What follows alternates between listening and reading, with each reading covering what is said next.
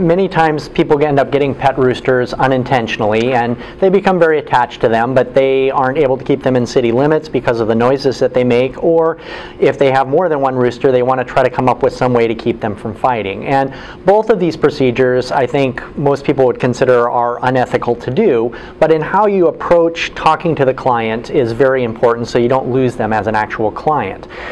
Generally, what I recommend is approaching for the devoicing part is coming at it from a financial aspect. As far as the voice box, if you will, that you're going to be removing on this rooster is way down deep in the chest where the trachea bifurcates. So it's a very invasive, very complex procedure, and I would usually talk to people of, to be able to even do this procedure, you're probably looking at $800 to $1,200 minimum to do that. For most people, that's a game changer right there. You're not necessarily telling them what they want to have done is bad to do, but you're still steering them in the direction of not doing it.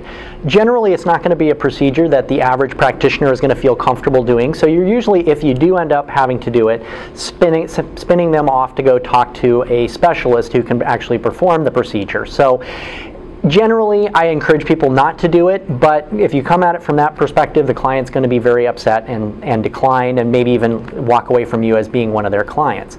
From debeaking perspective, a lot of what we're looking at is the underlying behavior. And so changing that beak, either shortening it or putting a split in that beak, isn't going to change that rooster from wanting to peck or bother that bird. It's going to continue to do that. So in many cases, as awful as it sounds with these roosters, the best thing to do if they're a problem for the situation is to have them humanely euthanized. And that can either be in a way that they could be used for eating if it's part of the food process, or if you have to euthanize them like you do any other animal, you want to make sure to remember they're part of the food chain, and so you want to dispose of the body in a way that it won't ever go back into that food chain.